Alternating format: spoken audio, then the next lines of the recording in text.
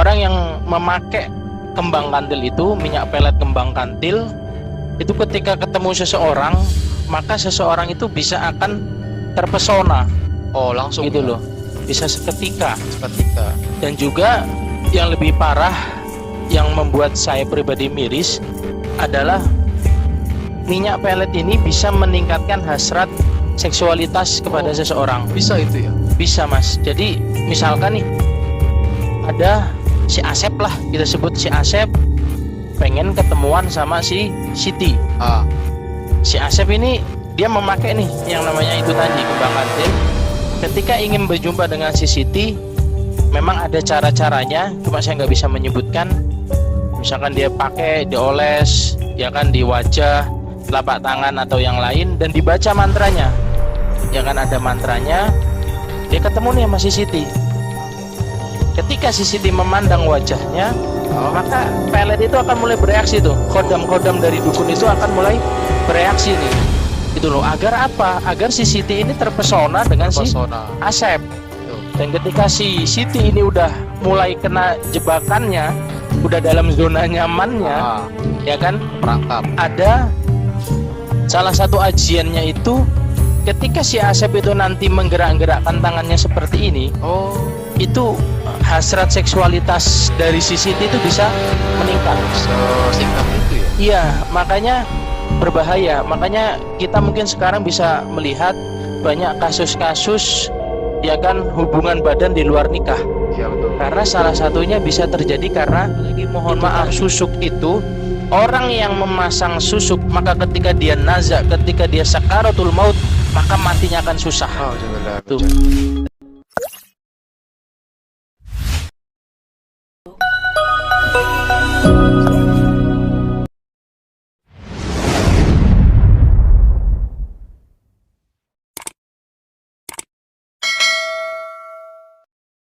Assalamualaikum warahmatullahi wabarakatuh. Waalaikumsalam warahmatullahi wabarakatuh. Alhamdulillah sahabat semua, kita bisa berjumpa lagi nih di channel YouTube Nahdien Kayu Besar Official dalam acara podcast Nganten, ngaji sambil ngonten. Yang insya Allah pada kesempatan kali ini kita akan berbincang-bincang seputar pelet dan susuk. Wah, bikin penasaran nih perbincangan kita pada malam hari ini. Mungkin juga sahabat semua di rumah penasaran apa sih pelet dan susuk itu?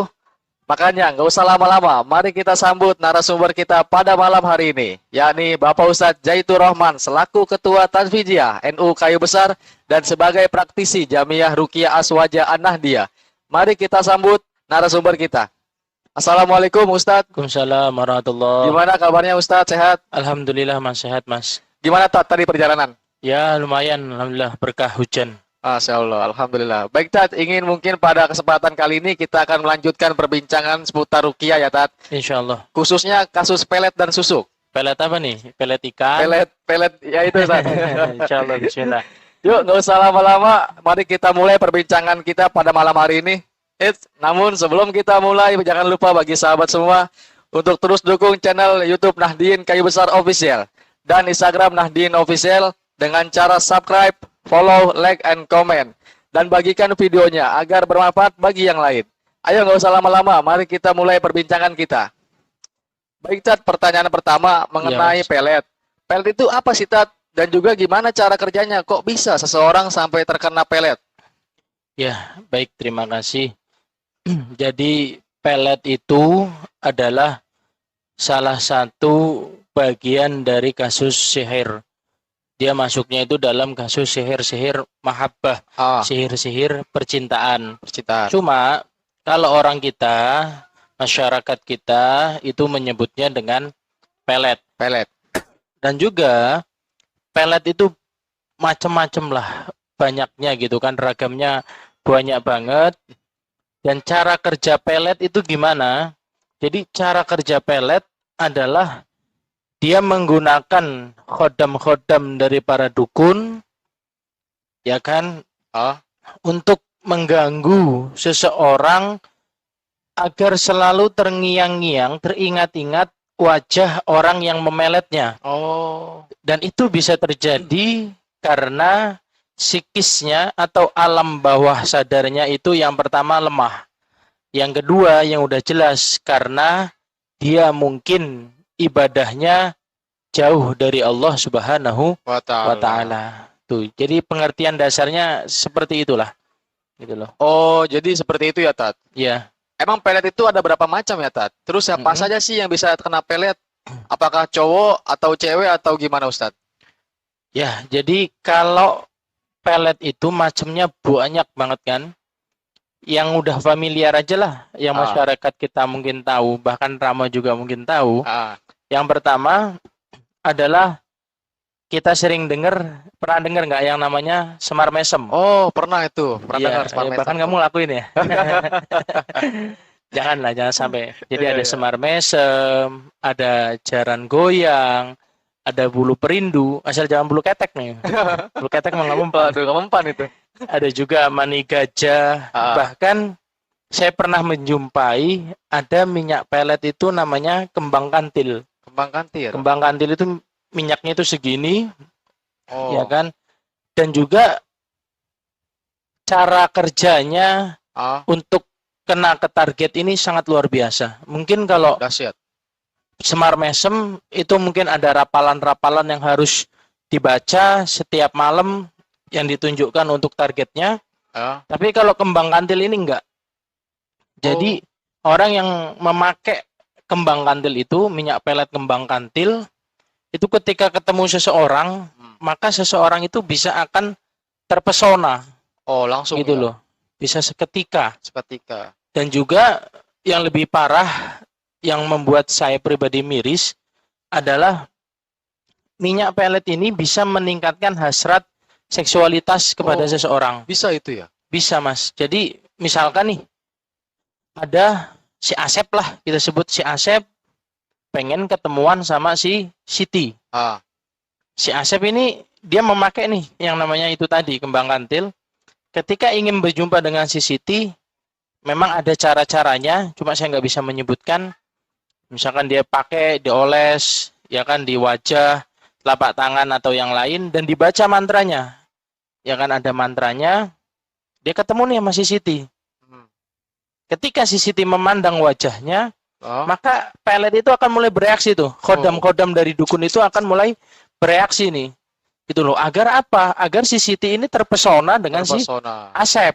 Betul, betul. Dan ketika si Siti ini udah mulai kena jebakannya, udah dalam zona nyamannya, Ah, ya kan, perangkap. ada salah satu ajiannya itu ketika si Asep itu nanti menggerak-gerakkan tangannya seperti ini, Oh. itu hasrat seksualitas dari si Siti itu bisa meningkat. Oh, sesingkat itu ya? Iya, makanya berbahaya. Makanya kita mungkin sekarang bisa melihat banyak kasus-kasus, ya kan, hubungan badan di luar nikah. Iya, betul. Karena salah satunya bisa terjadi karena itu tadi. Dan juga, apakah hanya perempuan yang bisa kena pelet? Tentu jawabannya tidak. Oh. Cewek ketika senang sama si cowok, Bisa. ini juga bisa. Oh, bisa. Iya, bisa. Ya kan nggak harus cowok sama cewek. Ah. Gitu loh. Misalkan ada cewek seneng nih sama cowok, cowoknya ganteng, kaya, Ah. ya kan? Lah ini bisa nih, seperti itu tadi. Jadi bisa ke cowok, cowok ke cewek, cewek ke cowok, ataupun bisa sesama jenis. Oh. Intinya ke semua pelet itu bisa mengenai targetnya. Bisa. Tuh, jadi gitu, Mas. Masya Allah, ternyata ngeri juga ya, Tat, pelet itu ya. Ya, begitu. Terus gimana, Tat, caranya agar terhindar dari pelet itu? Ada doanya apa gimana? Terus kalau ada orang udah terlanjur kena pelet, itu gimana cara mengatasinya, Tat? Nah, ini sebelum saya jawab, ini dari tadi kopinya sayang nih. Oh, Minum dulu. siap. Minum Kita dulu kali minum ya. dulu ya. Bismillahirrahmanirrahim. Alhamdulillah. Nah, jadi caranya agar kita terhindar bukan cuma dari pelet ya, dari gangguan-gangguan jin, sihir. Salah satunya adalah pelet itu tadi. Yang pertama jelas kita mendekatkan diri kita kepada Allah Subhanahu wa ta'ala. Karena kata Allah, ketika kita beriman sama Allah, kita bertakwa sama Allah, kita ini makhluknya Allah. Jin itu juga makhluknya Allah. Ketika kita dekat dengan Sang Maha Pencipta yang menciptakan manusia, yang menciptakan jin, maka jin itu tadi tidak akan bisa mengganggu diri kita. Karena di Quran salah satu firman Allah, wala yuflihus sahiru haitsu ata, bahwa penyihir itu tidak akan bisa menang dari arah manapun ketika berhadapan dengan orang-orang yang beriman. Jadi caranya yang pertama udah jelas, adalah dengan memperbaiki ibadah kita kepada Allah Subhanahu wa Ta'ala. Yang kedua adalah dengan membaca doa-doa perlindungan yang mungkin udah familiar, yang diajarkan juga nih oleh baginda kita Nabi Muhammad SAW, adalah mendawamkan a'udzu bikalimatillahi tammati min syarri ma khalaq. Bismillahilladzi la yadurru ma'a ismihi syai'un fil ardi wala fis sama' wa huwas samiul alim. Itu dibaca pagi sore sebanyak 3 kali. Dan kalau saya pribadi, mungkin di part 1 kemarin udah saya sampaikan, adalah dengan mendawamkan ayat kursi. Karena ayat kursi itu sayyidul Quran. Jadi saya punya guru, yang kan Allah yarham, namanya itu Kiai Haji Asroruddin dari Pati.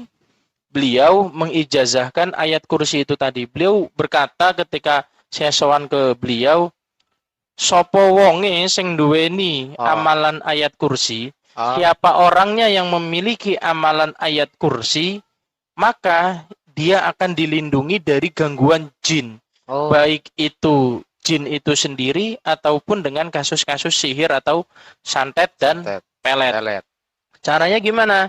Didawamkan setiap pagi sore, dibaca 7 kali. Jadi baca ayat kursi nih 7 kali.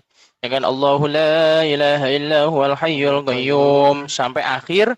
Dan ketika yang ketujuh, ketika yang terakhir, yang ketujuh kali, di ayat yang terakhir wala ya'udhuhu hifdhuhuma wa huwal aliyul azim, itu diulang 3 kali sambil tahan nafas. Tuh. Ketika itu udah diulang 3 kali sambil disesep, kita ulang 3 kali, minta sama Allah agar dilindungi.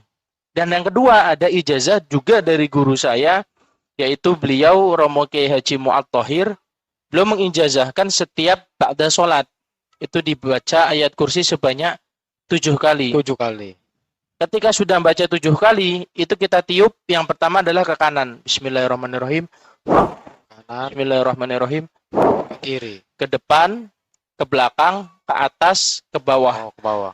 Beliau mengatakan, insya Allah kalau kita mengamalkan, mudawamah mendawamkan ayat kursi, mau dicelakai, disantet, dipelet, dari arah manapun, insya Allah biidznillah kita akan dilindungi oleh Allah Subhanahu wa Ta'ala. Dan yang ketiga, cara mengatasi agar kita tidak mudah terkena pelet, terkena santet, selain doa dan ibadah, ini juga nggak kalah penting, adalah dengan menguatkan psikis kita, pola pikir kita, atau alam bawah sadar kita.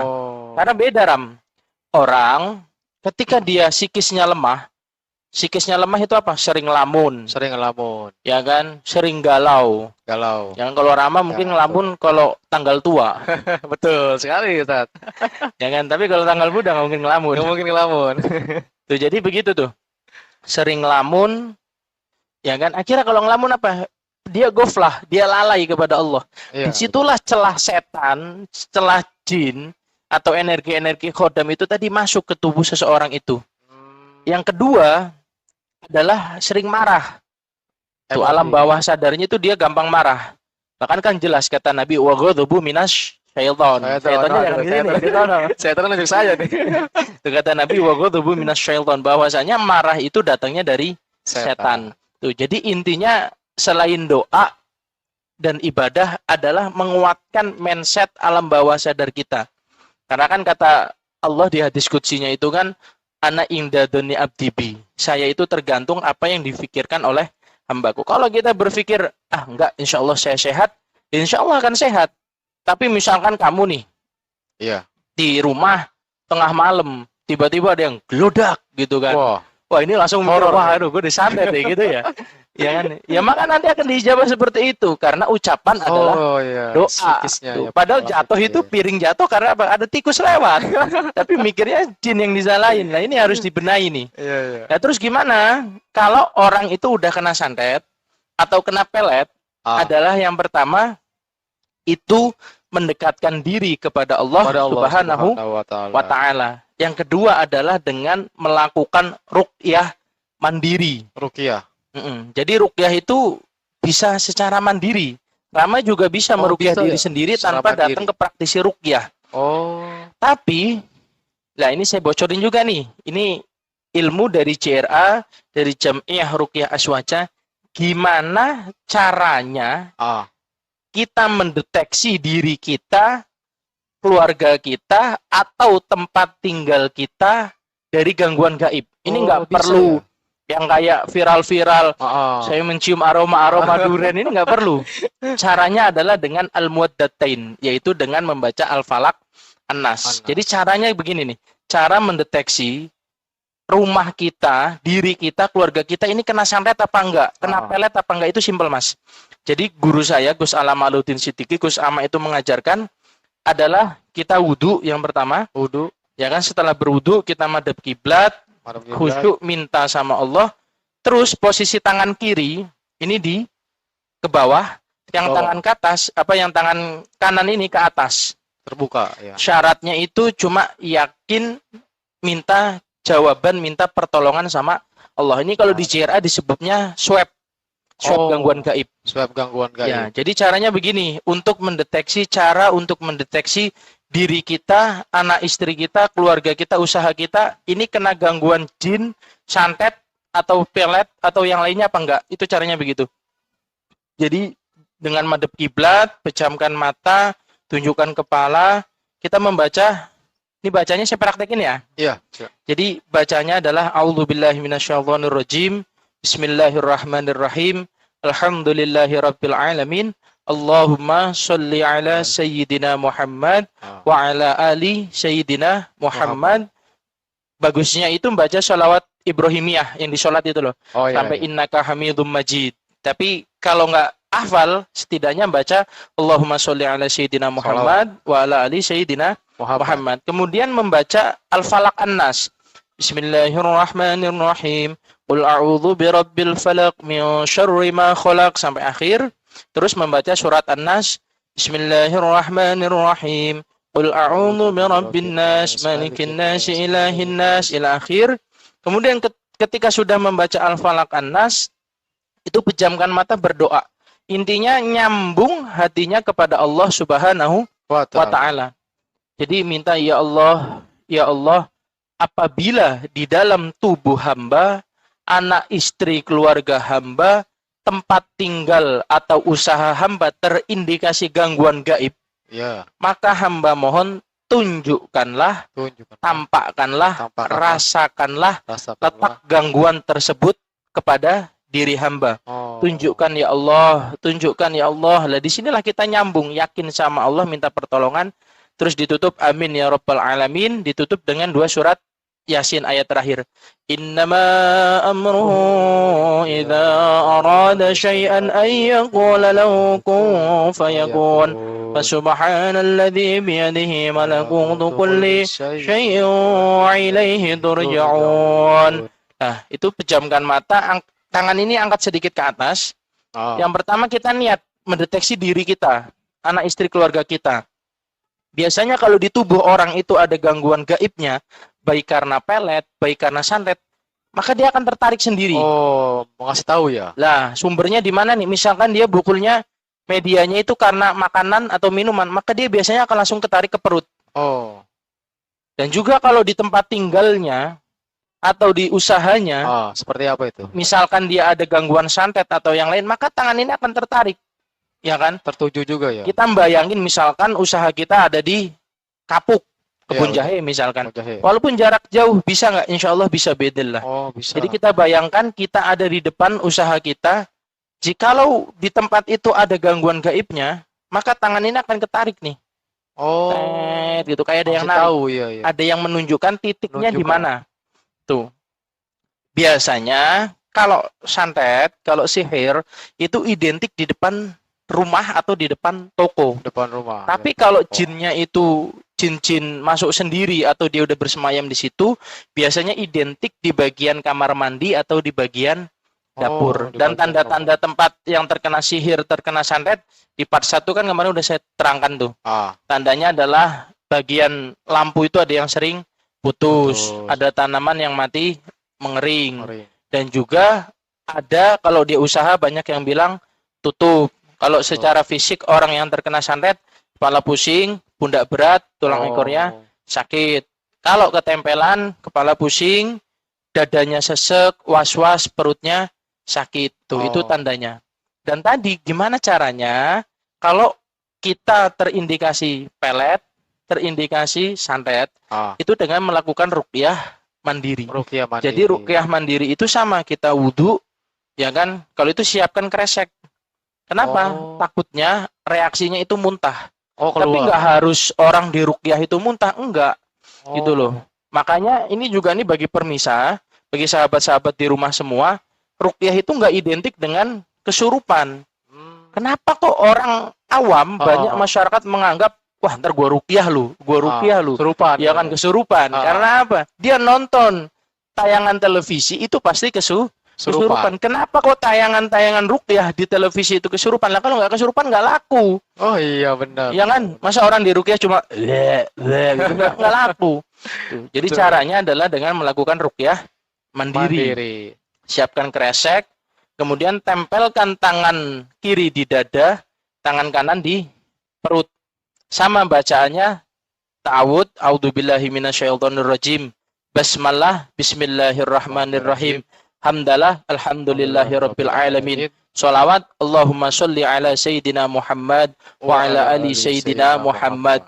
Terus berdoa sama Allah, ya Allah, jikalau di dalam tubuh hamba terdapat sosok virus, kuman, bakteri, penyakit, jin, sihir atau ain, maka keluarkan ya Allah. Jika dia merasakan sering pusing kepalanya, penyakitnya udah lama nggak sembuh-sembuh, jikalau ada apapun yang tidak baik yang ada di kepala hamba, misalkan dadanya sering sesek yang ada di dada hamba, yang ada di perut hamba, sembuhkan ya Allah, keluarkan ya Allah. Ya Allah ya Rabbal Alamin. Terus ditutup dengan 2 surat Yasin ayat terakhir itu. Innama amruhu idza arada syai'an ayyakula lahu kun fayakun. Fasubhanalladzi biyadihi malakutu kulli syai'in wa ilaihi turja'un. Bacaannya apa? Bacaannya untuk ruqyah mandiri, ya kan, untuk orang yang kena santet, kena pelet, kena sihir dan yang lain, seperti bacaan tahlil.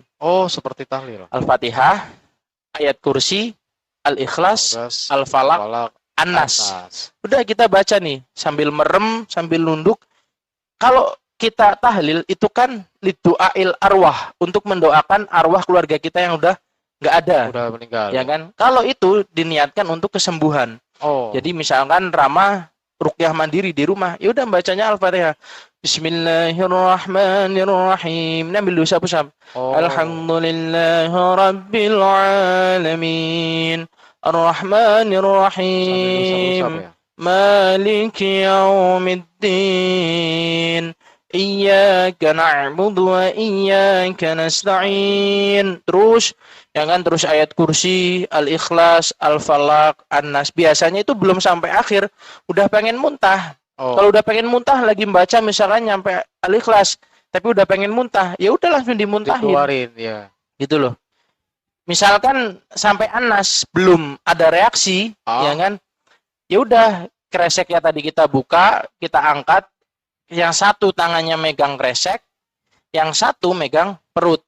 Jadi niat minta sama Allah, ya Allah, dengan berkah ayat-ayatmu, apapun yang nggak baik di tubuh hamba, baik virus, kuman, penyakit, atau apapun yang dia keluhkan, keluarkan ya Allah. Terus diangkat, Mas.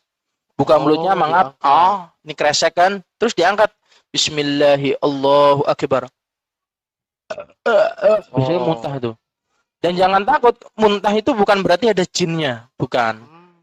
Gitu loh. Karena bisa jadi mungkin dia punya asam lambung. Punya penyakit ya kan. Makanya ruqyah itu bisa, salah satunya biidznillah bisa mengobati asma, asam lambung tuh, karena juga ya? Quran itu bisa mengobati semua penyakit dengan izin Allah tuh. Jadi caranya seperti itu.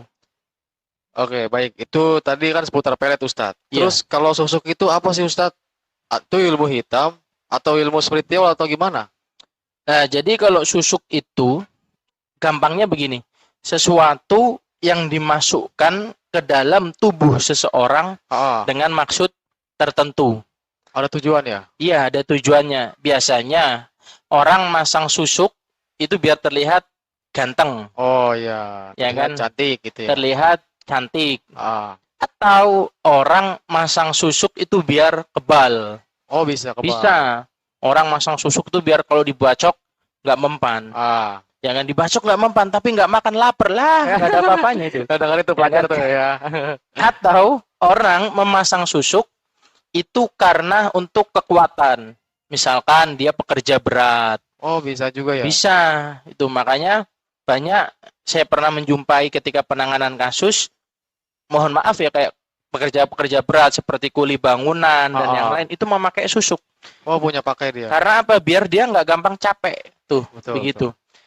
Lah, susuk itu bisa menggunakan khodam dari dukun atau orang yang memasangnya, atau menggunakan rapalan-rapalan atau mantra yang mana itu ada niat tertentu yang itu tadi. Tuh, Oh. jadi pengertian susuk gampangnya adalah seperti itu. Oh jadi begitu ya, Tat. Ya. Terus gimana caranya, Tat, agar orang yang pernah memasang susuk itu bisa keluar atau luntur susuknya? Jadi sebelum caranya untuk melunturkan susuk, Ah, susuk itu biasanya ada dua, Mas. Yang pertama, ada dua macam biasanya. Yang pertama dua. adalah dari jarum emas. emas ya? Ya, dari emas, ya kan. Yang kedua adalah dari inten atau mutiara. Tuh, makanya beda-beda orang masang beda-beda ya? susuk, ya kan. Itu apa namanya? Ada dari emas atau dari inten atau mutiara. Dan juga biasanya orang kenapa kok pengen susuk itu dikeluarkan dari dalam tubuhnya? Karena yang pertama, dia udah nggak membutuhkan susuk itu. Udah nggak butuhin ya. Contoh, ada orang udah nenek-nenek, Ah, ya kan? Dia udah nggak butuh susuk itu. Walaupun dia pakai susuk juga udah terlihat tua. iya udah tua ya. Ya kan? Udah umur 70, nenek-nenek pakai susuk. Ya nggak mungkin dapat perjaka. Oh, udah tua. Betul, betul. Gitu loh. Yang kedua, karena dia itu merasakan sakit yang mendalam Oh, atau sakit-sakitan. sakit-sakitan, Karena betul. kodratnya, fitrahnya, ketika tubuh manusia dimasukkan sesuatu, maka akan menimbulkan rasa sakit di kemudian hari. Oh, Itu salah satunya adalah dengan susuk. Lah, gimana caranya untuk melunturkan susuk tersebut? Ya, Yang gimana pertama, tuh, yang Ustaz? paling gampang adalah dengan melanggar pantangannya. oh pantangan. Biasanya orang masang susuk, Ada itu kan pantangan ya? ada pantangannya. Oh, Biasanya kalau susuk-susuk emas, itu pantangannya adalah nggak boleh memakan pisang emas. oh pisang. Tuh, ya kan, ada pisang emas tuh. Itu biasanya kalau orang memasang susuk emas, itu nggak boleh memakan pisang emas. Yang kedua adalah nggak boleh lewat di bawah jemuran. Oh nggak boleh lewat bawah jemuran, Tat? Iya, biasanya orang kalau pakai susuk emas, itu dia ada jemuran nggak berani lewat di bawahnya. Oh, itu kalau lupa gimana itu ya? Ya, wallahu alam lah kalau itu tuh. Yang kedua, biasanya kalau inten, ya kan, atau mutiara, Ah, itu tuh bisanya luntur karena memakan lawu atau labu. Tuh, biasanya Labu. seperti itu. oh, Jadi cara melunturkan susuk yang pertama adalah dengan melanggar pantangannya. pantangan. Yang kedua adalah dengan cara ruqyah atau pengobatan menggunakan ayat-ayat suci Al-Quran. Al-Quran. Lah, ruqyah itu sendiri adalah kalamun yustasya bihim min kulli arid. Ruqyah itu bisa dari bacaan sholawat, doa-doa para ulama, doa-doa dari Nabi, ayat-ayat Quran yang ditunjukkan untuk kesembuhan. Jadi caranya untuk jadi gimana caranya mengeluarkan susuk menggunakan Al-Quran atau ruqyah adalah satu, dengan melakukan ruqyah mandiri, Ruqyah mandiri. ya kan, dengan membaca Al-Falaq An-Nas. Ya seperti tadi ya. Ya, seperti tadi itu, atau ayat-ayat ibtalus sihir atau ayat-ayat pembatal sihir. Sihir. Tuh. Yang kedua itu menggunakan wasilah daun kelor. Daun kelor. Nah, jadi daun kelornya itu dibacakan Al-Falaq An-Nas sebanyak 11 kali 11 kali. atau ayat-ayat pembatal sihir, dipakai, ditempelkan. Biasanya kalau orang masang susuk-susuk emas itu dari sini nih. Ya kan? Setahu saya itu titik ini tuh dinamakan titik ajna kayaknya. Kalau nggak salah ya, titik ini dinamakan titik ajna. Jadi orang yang memasang susuk emas itu biasanya dia kan bentuknya kayak jarum atau kayak lidi gitu loh. Jadi dimasukin set gitu, udah langsung masuk. Masuk. Gitu loh. Jadi caranya adalah menggunakan daun kelor. Daun kelor itu bisa ditempelkan di tempat dia memasang susuk atau dipakai buat mandi. Jadi daun kelornya itu dicampur ya kan dengan air dan juga garam krosok, dibacakan Al-Falaq An-Nas 11 kali atau ayat-ayat pembatal sihir, kemudian dipakai buat mandi. Kalau bisa 11 hari jangan putus. Begitu terus. Jadi secara badan itu dia ruqyah mandiri, baca Al-Falaq An-Nas saja lah yang gampang. Bismillahirrahmanirrahim. Qul a'udzu birabbil falaq min syarri ma khalaq sampai akhir. An-Nas diulangin semua 11 kali. Ya kan? Kemudian ketika dia mandi menggunakan kelor dan garam krosok, garam kasar yang udah diruqyah, maka insyaallah biidznillah susuk itu akan dikeluarkan oleh Allah Subhanahu wa Ta'ala. Dan harus jadi catatan, susuk itu keluarnya itu nggak harus berupa fisik. Misalkan dia masangnya emas atau inten, itu tanda-tanda keluarnya itu nggak harus berupa fisik, nggak juga gitu loh. Saya pernah menangani kasus seperti itu, kita ruqyah, dia nggak ada reaksi, nggak keluar bentuk wujudnya. Terus saya saya suruh ruqyah mandiri 11 hari, suruh mandi kelor dan garam 11 hari, dia nggak keluar secara bentuk fisiknya. Tetapi apa yang dia keluhkan, dia tadinya itu sering mengeluhkan kepalanya sering pusing. Ketika dia istiqomah ruqyah mandiri 11 hari, mandi kelor, mandi garam 11 hari, ya kan, itu udah nggak pusing. Jadi badannya udah enteng. Dan cara mengeluarkan susuk yang terakhir adalah dengan mandi di laut. Mandi di laut. Bisa, misalkan ada orang masang susuk, mandi ke Ancol, baca Al-Falaq An-Nas, berendam di laut, maka insyaallah biidznillah akan dikeluarkan dengan izin Allah. Dengan catatan keyakinan kita dan atas izin dari Allah Subhanahu wa Ta'ala. Tuh begitu. Masya Allah. Terima kasih Ustadz penjelasannya. Dan yang terakhir, sebelum kita akhiri obrolan santai kita ini Ustadz, mungkin ada close statement dari jenengan untuk para penonton yang di rumah. Ya, close statement-nya adalah intinya saya mengajak diri saya pribadi, ayo kita mendekat kepada Allah Subhanahu wa Ta'ala. Kalau kalam dari guru saya Gus Amma itu mengatakan, kalau kita dekat dengan Quran, jauh dari penyakit. Kalau kita jauh dari Al-Quran, maka kita akan dekat dengan penyakit. Yang kedua, nggak usahlah kita masang susuk, ya kan, pelet, dan yang lain. Apalagi mohon maaf, susuk itu, orang yang memasang susuk, maka ketika dia nazak, ketika dia sakaratul maut, maka matinya akan susah. Makanya mungkin kita menjumpai ya, ada orang udah 7 hari 7 malam mangap aja di atas kasur.